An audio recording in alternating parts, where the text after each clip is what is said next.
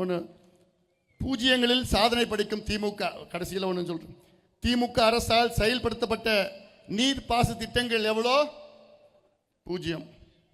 திமுக அரசால் புதிதாக தொடங்கப்பட்ட மாவட்டங்கள் எவ்வளோ? பூஜ்ஜியம். திமுக அரசால் புதிதாக தொடங்கப்பட்ட மருத்துவ கல்லூரிகள் எவ்வளோ? பூஜ்ஜியம். திமுக அரசால் புதிதாக உருவாக்கப்பட்ட MBBS இடங்கள் எவ்வளோ? பூஜ்ஜியம். திமுக அரசால் புதிதாக மேற்கொள்ளப்பட்ட சமூக நீதி நடவடிக்கைகள் எவ்வளோ? பூஜ்ஜியம். திமுக அரசால் செயல்படுத்தப்பட்ட அனல் மின் திட்டங்கள் எவ்வளோ? பூஜ்ஜியம்.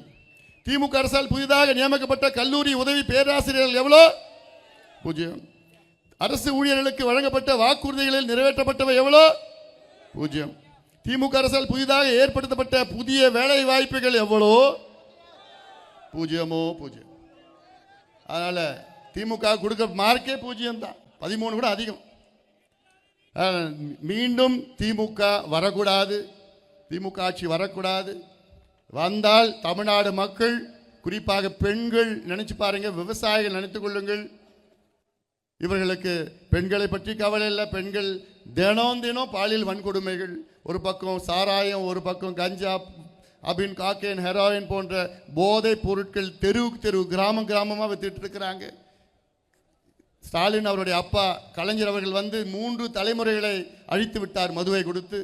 இப்போ ஸ்டாலின் இந்த இருக்கிற தலைமுறையை போதைப் பொருட்களை விற்க விட்டு தாராளமாக வித்துட்டு இருக்கிறாங்க, தெரு தெருவா வித்துட்டு இருக்கிறாங்க. இந்த தலைமுறை ஒரு மருத்துவனா நான் சொல்றேன், எனக்கெல்லாம் பதட்டமா இருக்கு இந்த பிள்ளைகள்லாம் பார்க்க. அந்த ஆதங்கத்தில் தான் நான் சொல்றேன், தயவு செய்து தமிழக மக்களே, திமுகவை மீண்டும் ஆட்சிக்கு வர விடாதீர்கள். திமுகவை ஒதுக்குங்கள், திமுக ஆட்சியை அகற்றுங்கள், அகற்றுங்கள். காலம் நேரம் வந்துவிட்டது. அகற்றுங்கள், அகற்றுங்கள், அகற்றுங்கள். இந்த நிகழ்ச்சியெல்லாம் இந்த வைத்திய அவர்கள் உள்ளிட்ட அத்தனை பேரும் இந்த நிகழ்ச்சியில் 100 நாட்களாக மிக சிரமப்பட்டு மிக சிறப்பாக அத்தனை பேரும் இந்த நிகழ்ச்சியை ஏற்பாடு செய்த உங்கள் அத்தனை பேருக்கும், குறிப்பாக தருமபுரி மாவட்டத்தில் உள்ள அத்தனை நிர்வாகிகளுக்கும் இங்கே இந்த நிறைவு விழாவை மிக சிறப்பான முறையில் நடத்தி கொண்டிருக்கின்ற மக்கள் தொலைக்காட்சி, மறந்துட்டு நல்லவர், மக்கள் தொலைக்காட்சி என்னுடைய நன்றிகளை எவ்வளோ நன்றி வேணால் சொல்லலாம் மக்கள் தொலைக்காட்சி. ஏன்னா இந்த 100 நாள் அவங்க இல்லைன்னா இந்த உலகத்திற்கு இந்த நிகழ்ச்சி 100 நாள் வெளியில் போயிருக்காது. மக்கள் தொலைக்காட்சி என்னுடைய நன்றிகள் பாராட்டுகள் தெரிவிக்கின்றேன்.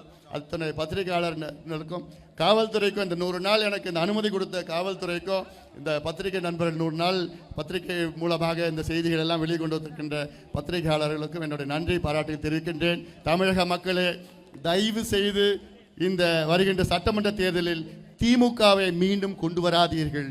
இவர்கள் தகுதியற்றவர்கள், நேர்மையற்றவர்கள், திறமையற்றவர்கள், விவசாயிகளுக்கு எதிரானவர்கள், வியாபாரிகளுக்கு எதிரானவர்கள், அரசு ஊழியர்களுக்கு எதிரானவர்கள், பெண்களுக்கு எதிரானவர்கள், சாராயத்திற்கு ஆதரவானவர்கள், போதைப் பொருட்களுக்கு ஆதரவானவர்கள், ஊழலுக்கு உடந்தையானவர்கள். ஆக இந்த திமுகவை நீங்கள் அகற்ற வேண்டும் என்று உங்களை மன்றாடி இந்த நேரத்திலே நான் கேட்டுக்கொள்கின்றேன். நாம் அத்தனை பேரும் நாம் உரிமைகளை நாம் மீட்டெடுப்போம். நாம் எல்லோரும் ஒன்றிணைய வேண்டும். குறிப்பாக இந்த தருமபுரி மாவட்டத்தில் எனக்கு ஒரு ஆசை. கடந்த சட்டமன்ற தேர்தல் நேரத்தில் 5 தொகுதியிலும் திமுகவை நீங்கள் தோல்வி அடைய வைத்தீர்கள்.